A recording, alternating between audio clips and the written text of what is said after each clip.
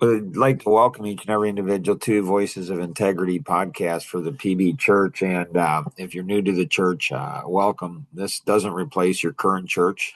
This church will never go ahead and ask for any money. It's only 30 minutes. Anything beyond 30 minutes is a gift from you to me to you, and us to one another. It kind of could go any direction. And so ideally, those that participate will come with a question, a thought, something that is on their mind.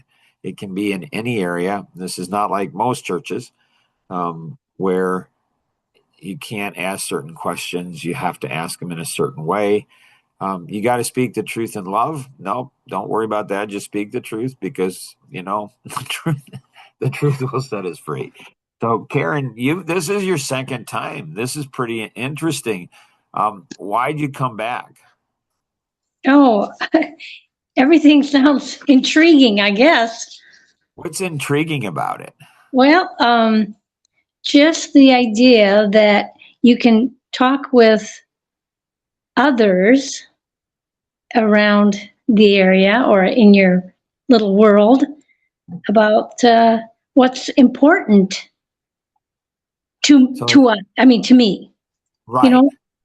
So it's interesting because Tom Coons, he's the most recent past president of Century 21. So 140, over 140,000 agents in over 70 different countries. And 20 years ago, I met him, and he and I co-authored a book, Community Business Partnerships. He helped raise over $100 million for Easter seals. And we had worked on the book for quite a while, maybe a year, maybe 9 months, something like that. And finally, it was ready to come out. And then he retired. I'm like, what?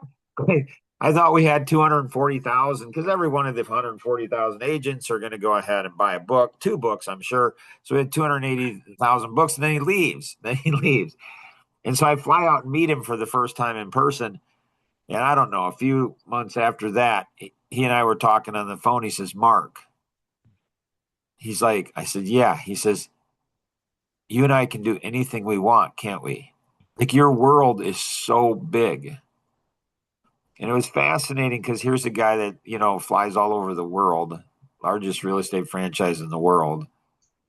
And it's interesting on how we can be restricted, constricted. Like it's fascinating on where the mind goes. Like like every good cause starts out like every big organization, all the nonprofits, all the churches, everything, they start out with a good cause, a good intention, and then they grow. And as soon as it seems like as soon as they grow to a certain size, it becomes about them. Like, do the people who involved in cancer want to cure cancer? I mean, yeah, but then they'd be out of jobs.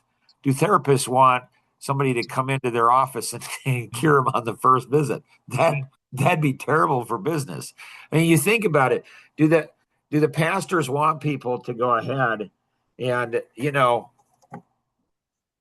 do they want them to go ahead and like be healed so they don't need the church anymore? Like the church says, like the churches I go to, the Baptist churches, they say, all you need is Jesus. I mean, there's all the songs about all you need is Jesus, just need Jesus, all you need is Jesus. And then all of a sudden they create confusion for me because they say, well, you need to be part of a small group. I thought all I needed was Jesus. Like if all I needed was Jesus, then Mark, you need to have other people. Well, is it? I mean, like, I don't know. So, but we will try to go ahead before we go ahead and get going down, rabbit trails that I could go down easily. Karen, what would you like to accomplish today, or what questions do you have? Oh no, I don't have any particular questions. I went over all those things that you had posted in the little uh, the mess like the messages. Yeah. It says, "Are we Christians? Can we grow without struggles? If we're not growing, can we be Christians?" all those things that you posted, I went and I searched on Google what they would come up with, and then Right. I answered them myself. So Yeah, that's kind good. of what I thought. What'd you come up with? Oh my goodness. When it says, are we Christians? I guess it depends on who you ask, right? I Well, it mean, doesn't actually. it Be- doesn't? yeah, no, it doesn't. Because what people say doesn't really matter. I mean, the only thing that matters is what God says. Yeah. Well, that's what I was gonna say. When I Googled it, it's AI states that whether one is considered a Christian generally depends on.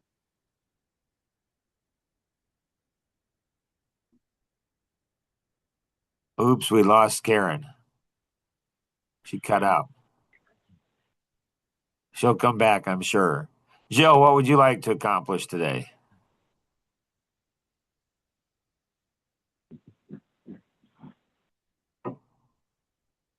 Are you back, Karen?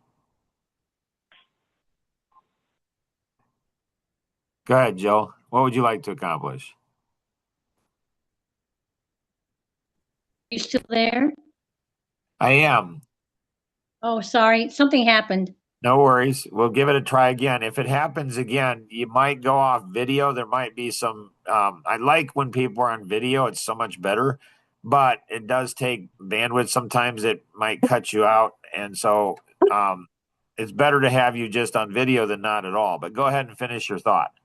Oh no, no, I'm not good at this stuff. You're good at it. Don't tell your brain you're not good at something because your brain actually believes you. So if you say you're amazing, you're spectacular, your brain believes it, and then you become amazing and spectacular. So what did you find out from Google? Just that it said whether one is considered a Christian generally depends on the faith in Jesus Christ as Savior, adherence to this teaching, and often a commitment to His commandments. It is defined by a personal relationship with God involving a transformed heart rather than just cultural tradition or good. See, that's pretty good, I think. And so a transformed heart, I would think, means that you're growing. Right, And so right. growing, people think they're growing and they're not growing. I think Um, are I you think for asking sure that they can. question? I think for sure they can. What do you think? Yeah. Yeah, they can Again, think because they can be deceived. The heart is deceitful and desperately wicked. Who can know it? And so it seems like people cluster together. Have you ever seen Bonhoeffer's video on the theory of stupidity? no. So we should get that over to Karen Rosanna, and it's a really good video. And he was a pastor in Germany, and letters from prison, I think it was.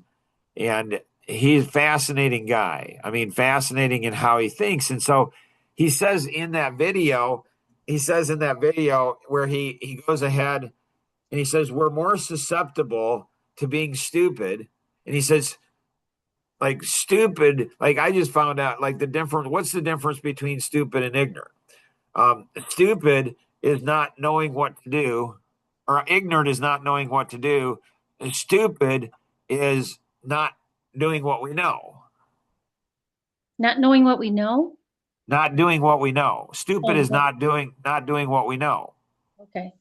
And so if people say, I know I should be doing something, but I'm not doing it, there's three reasons why people don't do things they know they should do.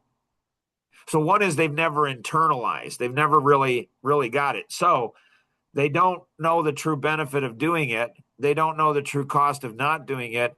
And they don't know how to get it done with their current level of bandwidth, their They're current cur- capability, their okay. bandwidth, their current capability. And so when you look at like church, it's like discussion. It's like, what are discussions? And so, like, if you guys want to challenge your pastor, which most people don't, ask them questions. Oh, ask my pastor questions all the time. How's that work out for you? It helps. I mean, most of the times, um, I get the answer, and maybe it's what I want to hear. I don't know. That Right? the problem. Right? So that's how it often works. Like, oh, that felt good. So if you want to ask the pastor a question, you can say, here's two questions you could ask your pastor. I'd be so fascinating to find out what he says or she. Yeah. Uh, and so you go ahead and say, so the Bible says knowledge puffeth up. How do you prevent that from happening?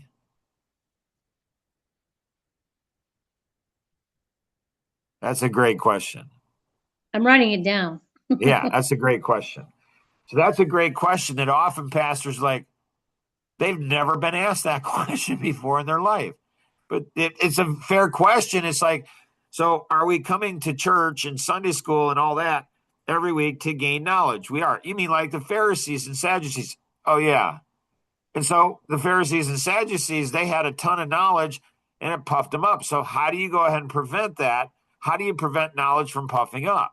It's a great question, but they probably have never been asked that question. Here's another question. Can lazy people go to heaven?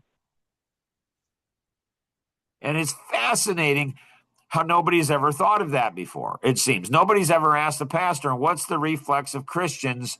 What's the reflex of Christians when you go ahead and ask that question? Can lazy people go to heaven? Welcome, Stan. Welcome, Jill. Rosanna. The standard is, well, of course they can. And it's like, can they? Because lazy people seem like they don't grow. Can you be a Christian, a true Christian, and not be growing? I don't know.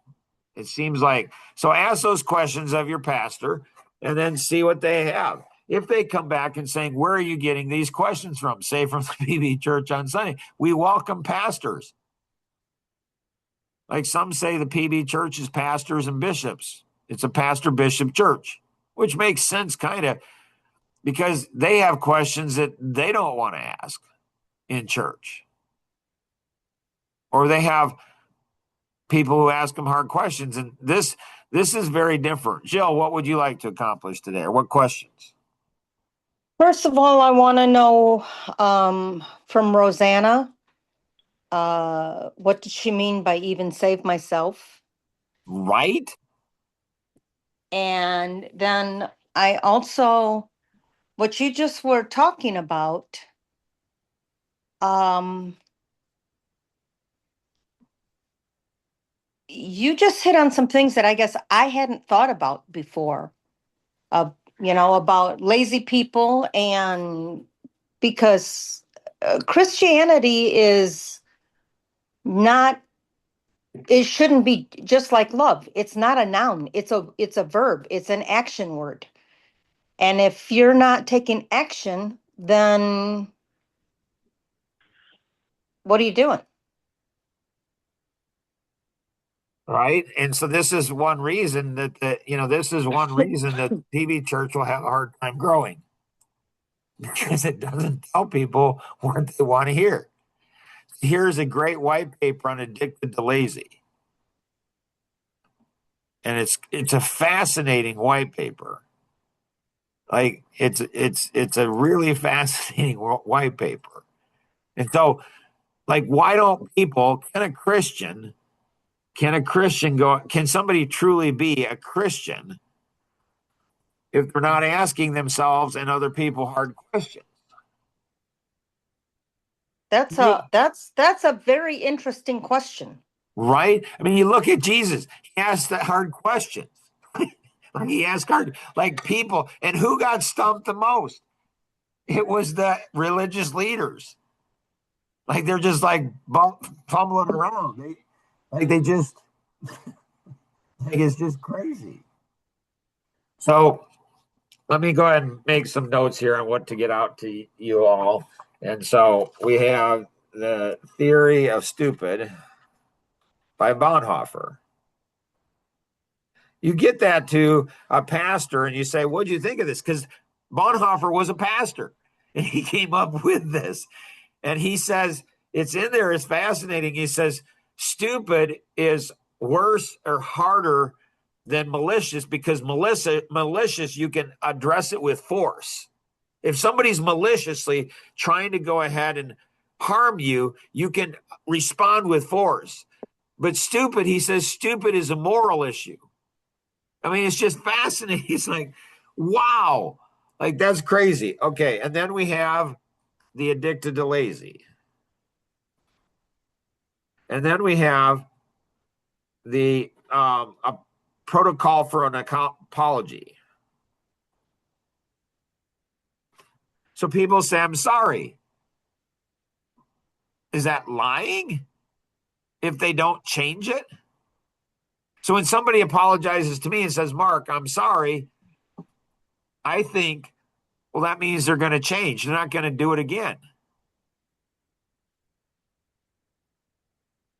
I mean, if they do, they feel worse the second time than they did the first time. But often people just has reflex, I'm sorry. And if somebody, oh, here's something good. Like if somebody says, I didn't mean to do it, you know that person has a habit of hurting people. That's their reflex. The reflex is, so I'm sorry, Karen, that I hurt you. I didn't mean to do it. Karen didn't think I purposely, she didn't think I intentionally. Why do I say something so stupid? If I say that, the reason I say that is I'm flipping it on to Karen. So I didn't mean to do it. So now she has to forgive me and we're not going to talk about it ever again. It's like, did you really go ahead? Are you really sorry? So it's fascinating. So let's swing back because it's really good. So Rosanna, you'll ask a great question. I was thinking the same thing.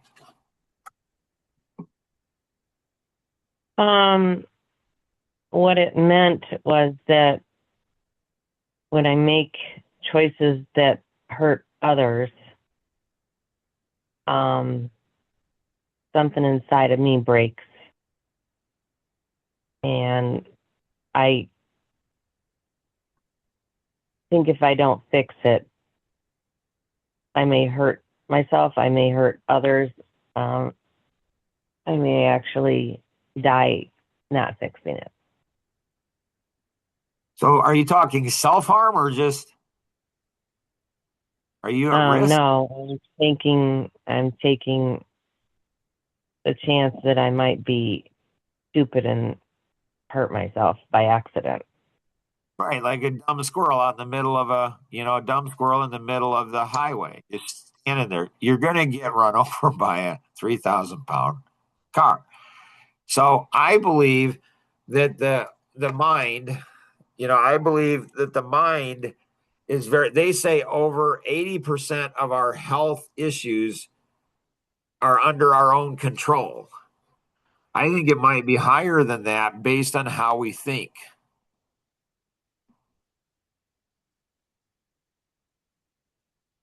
And so,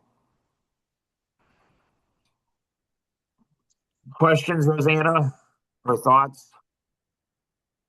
Or Jill, follow up on your questions too, Rosanna? No. No. Rosanna? Oh, anything you want to accomplish, Rosanna?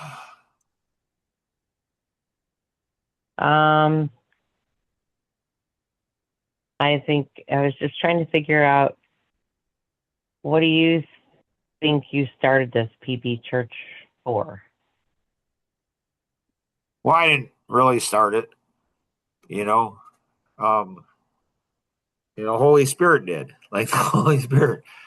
So, like the PB church, I'm a pastor's kid. For first 40 years of my life, I was at church 3 times a week. And then at about 36, I started to say, something doesn't. And this is a church my dad started, grew up in the church. And I'm like, something doesn't seem right here. Like it's not.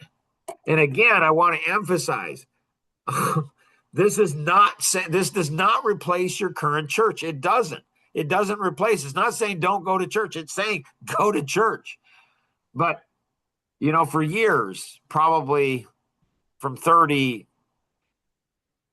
about 30, I started having these thoughts and feelings like the Bible says, it seems like pastors and church, they have a hard time internalizing what the Bible's saying.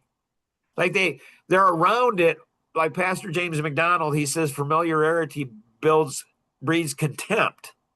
It's like when we had our two youngest boys and they were, I don't know, 5 and 7 years old, I think it was. And they go to Sunday school. And we'd come home and all 7 of the kids and Rosanna and I would go ahead and be around the table. And we'd go around the table and we'd ask, what did you learn? And they'd tell us. They always knew what they learned. There was a Bible story. And then I'd go and say, okay, what are you going to do with what you learned? And they didn't know. They had no idea. So I said to my 5 and 7-year-old, I said, next week at church, go ahead and ask your teacher. Always make sure you say good things about teacher. That was a great lesson. You did a great thing. Don't challenge them, because people in authority, they're not used to being challenged. They're just not. So when they get challenged, they put those kind of people out of the church because they don't want to be challenged. They're not used to iron sharpening iron. They're just not. And it's okay. It just is. Let's just know the truth, because otherwise we're enslaved. We think we're strong when we're really not. I mean, if we can't take hard questions, are we really strong? I mean, I don't think so. Anyways, so the next week they went ahead and did that to their Sunday school teacher. They said, this is a great lesson, teacher. Really enjoy it a lot. Appreciate that. How do I don't understand how to apply it. Can you help me? What did the teacher say? The teacher's like, who told you that? Who asked you that question? Where did that question come up with? Well, it's from a dad who's like, what are we going to do with what we learned? Like, if we're not going to do something, like every day, every time I go to church, I want to do something. Like, I don't want to be, I want to take some action. Like, what action am I going to take? It was fascinating. I got hurt in pickleball and I went to a physical therapist and he says, so you play a lot of pickleball? I said, I do. And it was fascinating. He said, why do you do that? Is it a ministry? And I enjoy playing pickleball. I didn't go to go ahead and have friends. I just wanted exercise. And then Karen comes along and she's telling me I got to smile and stuff. It's like, but if I smile, people are going to think I'm nice. And if they think I'm nice, they're going to come over and talk to me. And if they come over and talk to me, then I'm going to have to be friends with them. Then if I'm friends with them, then I'm going to care about them. Then I'm going to have to ask them hard questions. I'm going to find, are you going to hell or heaven? And like I'm going to have to care. Like I don't want to do that. I just want to play pickleball. Just want to smash the ball and have something. And Karen comes along and says, you got to smile. I'm like, why? Why do I have to smile? Her and her sister double team me. It's like, oh, now I'm starting to smile and people think I'm nice and they're shaking hands and it's exhausting. Thank you, Karen. And so Rosanna, it seems like there's something missing. And I have a heart for the church. I have a heart for pastors. I have uncles who are pastors. My dad was a pastor his whole life. My brother's a pastor for 10 years. I have a heart for pastors. And it seems like nobody's telling pastors the truth. Nobody's telling women the truth. I mean, it's Mother's Day today. And it's crazy. Happy Mother's Day to all the mothers. And so, but, pastors will get up in front of church and they'll go ahead and they'll be like, if mama's not happy, nobody's happy. And then everybody laughs. I don't laugh. I just want to stand up and raise my hand and say, excuse me. That is so wrong. How come all the women aren't standing up and say, that's not me? Because it is them. That is so pathetic. What you're saying is all the moms, all the Christian moms are saying it's all about me. Like, it's all about me. If I'm not happy, nobody's happy. What kind of, that's just crazy to me. But everybody laughs. Nobody goes ahead and confronts it. I just want to stand up and say, excuse me. Like, do we wonder why the world is the way the world is when you got all the moms, all the Christian moms are saying they're the center, then they raise a bunch of self-centered, narcissistic children that they're the center of the world. It's like, holy cow, what could possibly go wrong with that? Like, Mark, you should have been born around, D.L. Moody. You are a fire and brimstone. Like, Stan, what would you like to? That's why, Rosanna. It's like something's missing. Something's missing. and nobody's talking about it. Stan, what would you like to accomplish today? Questions you have? Stan he's going through some medical stuff, so he may be with us or able to speak, may not. Anybody else have anything else? You said something's missing. What do you think is missing? I think it's the fear of God. I think there's so much grace and mercy. There's not a fear of God. Like, it's fine. It's fine. I mean, well, you're not supposed to. And then there's self-righteousness. It's just, and you think about the business model. It's a business model. It's become a business.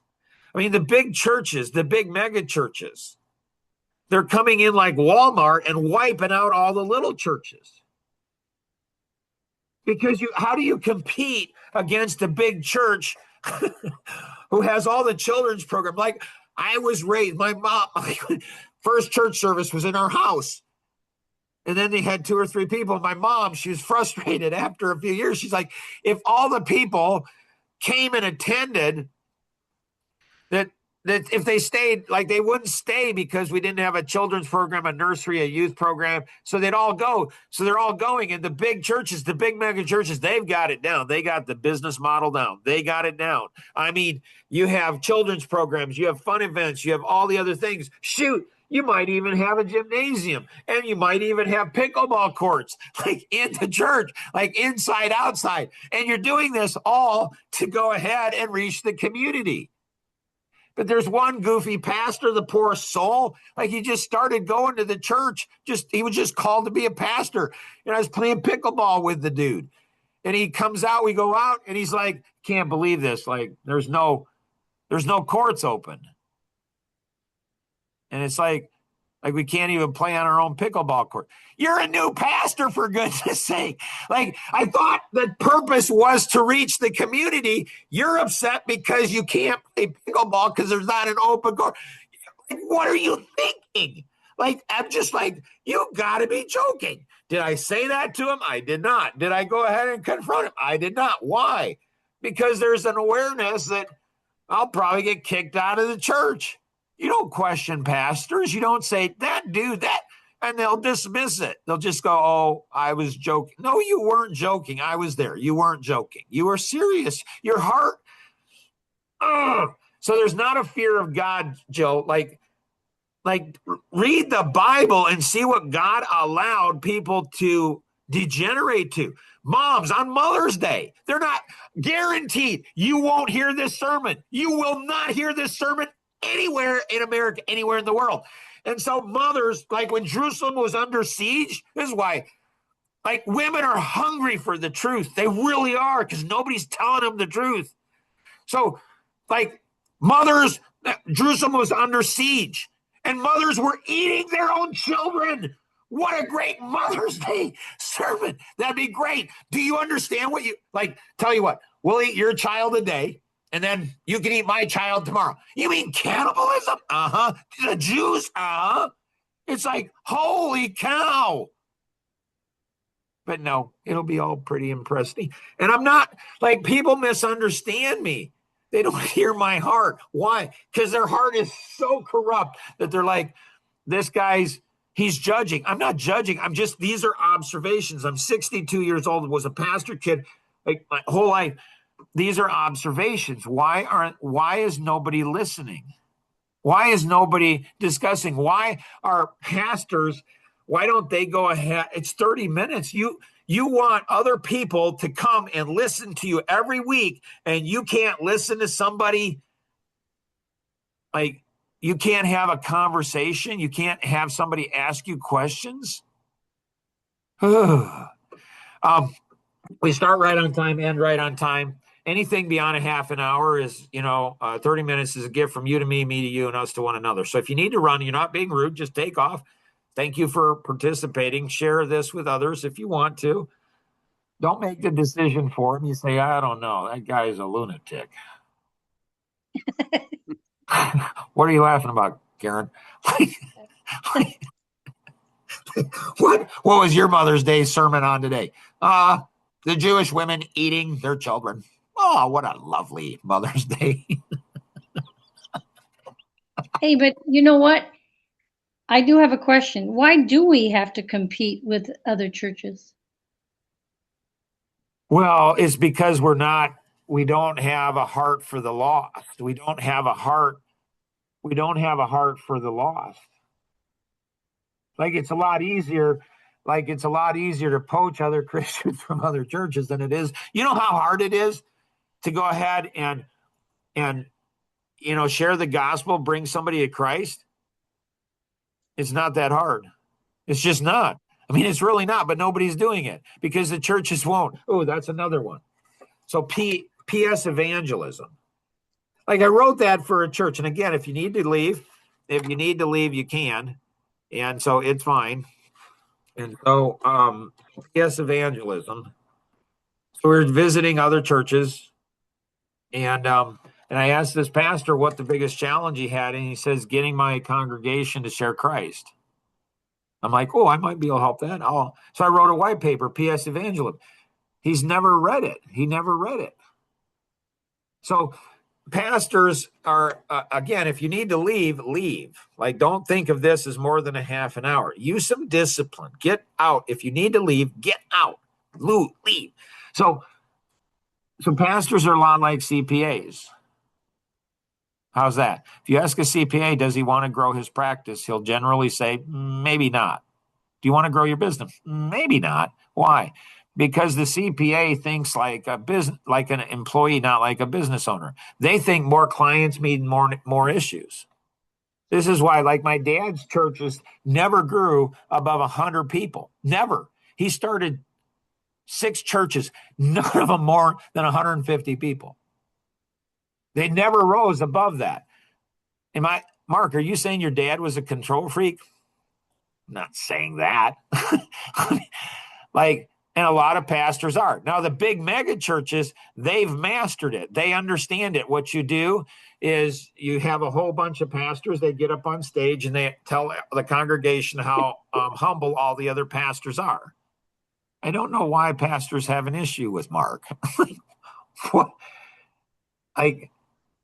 And so I think we don't care. It's a great question. We're not sharing Christ. Like if you read, like we live in northern Indiana. Like it's the Christian capital of the world. Everybody's a Christian here. Like it's crazy. I mean, I'm just joking, but a lot of people are. Like when we moved here 4 years ago, we visited 20 churches. And all within a few minutes of it's crazy how many churches. There's churches all over the place. And so why do we compete as churches? Because now sharing Christ is not that hard once you know how to do it. All you got to do is a heart for people. Is what we're being taught on Sunday, is it true? Like, are people dying and going to hell for all of eternity? If that's the case, what are we doing about it? What are we doing about it? Often nothing. But we go to church so a few people can get like George Barna, big Christian researcher years ago. He did research and he said the average church, average fundamental church, is having one person come to Christ every other year. So once you get to, pastors in the English system, that non-Amish, in the American system, pastors want to be full-time. When you look at the Bible, I don't know if that was really the model. So to be full-time, you got to get to 100 people. So the big churches, they have division of labor. So they know, so the pastor becomes a specialist. So you have the preaching pastor, and he's often a certain personality. He's going to be maybe expressive. He's going to be amiable. So he's going to often be an expressive personality. So he's going to be eloquent. He's going to be good with his words. People are going to like him. People are going to say, oh, he's so amazing. Another great book is Why Men Hate Going to Church. Mark, do you hate going to church? No, No, I not just, you. No, not you. I'm talking to my husband. Sorry. oh, sorry. So, Go so ahead. that book is so revealing. Holy, it shows how the American church has changed.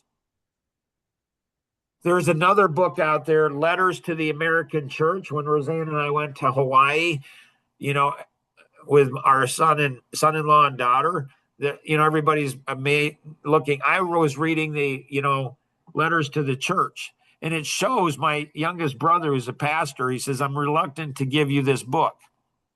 I'm like, why is that? He says, because you've been talking. What this guy's written is what you've been talking about for over 10 years. I'm like, okay. So it's like there's a prophet in the wilderness. It's like something's not right here. It's just not right. How come nobody can see it? Because nobody wants to see it, because then you have to do something rather than feel something. And so we don't really have a heart. We don't really have a heart for the lost. We don't. What about you, Mark? Yeah, me too. Yep. Me too. And it's like, so like in the pickleball book, have you gone through that whole thing yet, Karen? Yes. So, like, I don't want to offend the Christians who really believe in their church. Like, that's not my goal. My goal is to go ahead and awaken people. Like Dave Libby, I said I was working on a project for women, and I said, what does every woman want from a man? And he didn't even pause. He just said, to be awakened.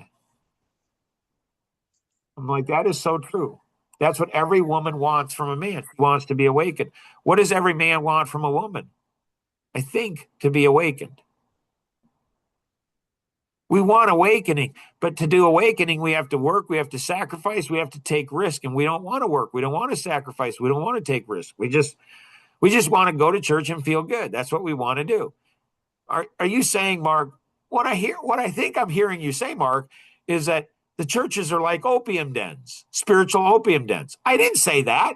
I did not say that. I mean, if you're thinking that, it's like, huh. I mean, if you said, Mark, do you think the opium dens? I think church is like a spiritual opium den. It's like, well, I wouldn't disagree with you. I'm not agreeing with you. I'm just not disagreeing. It's like but does anybody go ahead and say that? Does anybody question it? It's not. And it's just like, so my heart breaks. So for 10 years, over 10 years, I like when they were under siege, and they're running out of food, and the women are offering their children to be eaten by others, and we can exchange children and eat our children. It's like, you got to be joking me. No, that's how depraved it can go. It can get down to really messy stuff. And so the three lepers go ahead, and they're not treated well. I mean, people are shunning. They don't like them. They're mean. People are mean and nasty, and they go out and they say, what have we got to lose? So they go out and they find that the army ran away. They start eating. And then all of a sudden they have compassion on the city. They're like, there's people starving in the city, eating their children. Like, why don't we let the city? And they had to forgive. They had to forgive because they were mistreated. And they went in and they told the city, hey, that's what I felt like. Like from 30 to 40, I felt that. I'm like, you're going here every Sunday and you're a pastor's kid. You know the Bible. You get it. You get it again and again. Why am I here? Why don't I take this time and go out, and reach other people? I mean, these are good questions. These are hard questions. It seems like nobody's asking. So we are being fed by the church every Sunday, right? Okay. But not doing something with that feeding. Well, Or is it the milk or is it meat?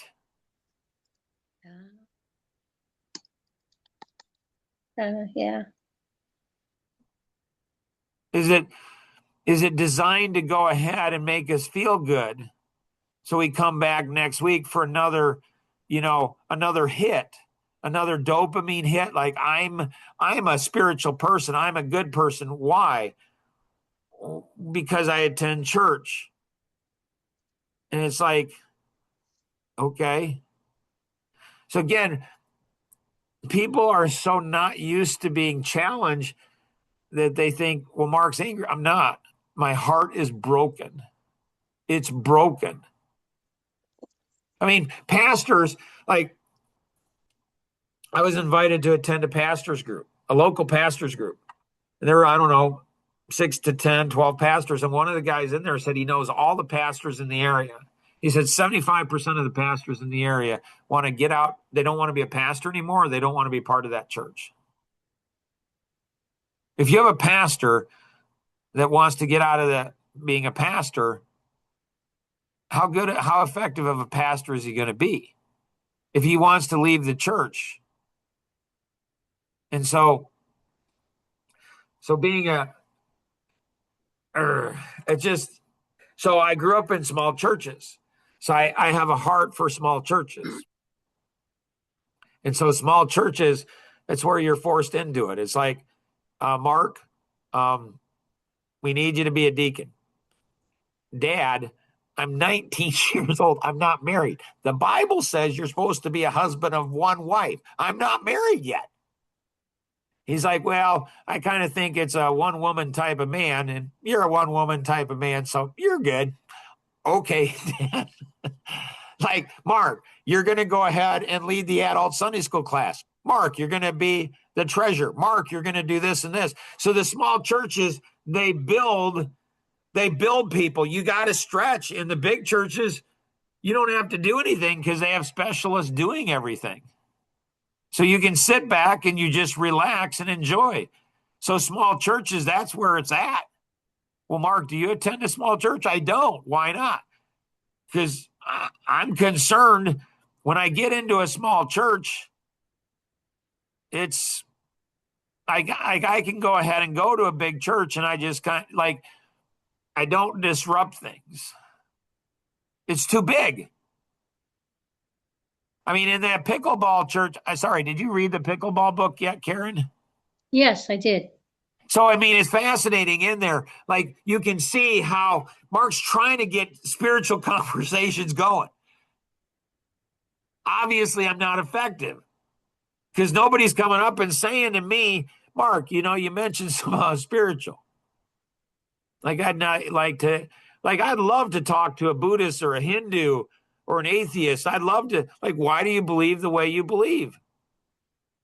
But I was raised conservative Baptist, and that is you don't listen to anybody else. You just share your stuff. And if they aren't willing to listen to your stuff, well, then you don't talk. What? It's true. Like, don't talk to anybody. I thought we were the ones that were confident. Well, we are confident. Well, don't confident people listen to other, like, why are you saying what you're saying? What's your belief system? Because if you ask somebody, what's your belief? Like, you're Hindu. That's so cool. Like, how long have you been Hindu? What do you find interesting about being a Hindu? Like, you're Buddhist. Okay, why are you Buddhist? You're Muslim. Like, why are you Muslim? What do you like about Muslim? All of these things, you're interested in other people. And lo and behold, they become interested. Well, what do you believe? Well, I'm a Christian. You don't seem like a Christian. I know. Like, why don't you seem like a Christian? You don't swear on the court. You're pretty intense. You don't smile. But you don't seem like, why don't I seem like I'm a Christian? Because you're open. You're willing to have a conversation. You don't think you're the center of the universe. You don't think you have all knowledge and everybody else is stupid and you're not. Like, if we're all creating God's image, then I can go ahead and learn something from everybody. And if I have come in with a humble attitude, I don't know, I just find that people, like, they're willing to listen. And so, anybody else have anything else? Stan, do you have anything?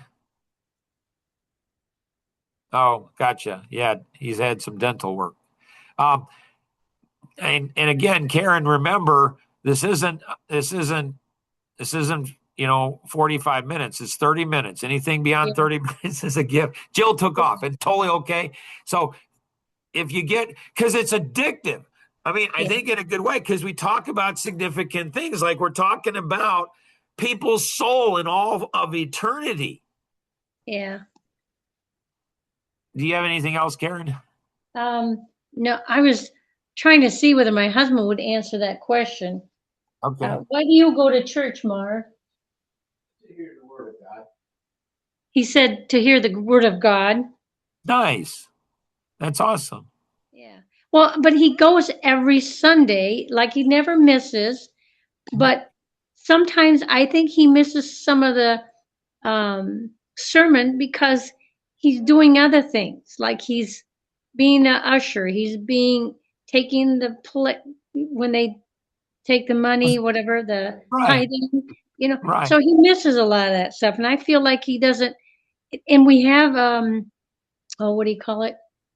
YouTube that that he can receive or not revisit at Right. home, but I don't know. Sometimes I just don't think he gets it all. So, Mark, you have an amazing wife. I mean, she's willing to challenge you. I mean, that's great. Like, if you want, I can show you how to challenge her back. like, there's a lot in the Bible about serving, and somebody's got to do the usher. Somebody's got to do the all the work that goes along with being part of the church. And like when I go, like I journal, I have crazy amounts of journal, and almost all my journaling is done in the church.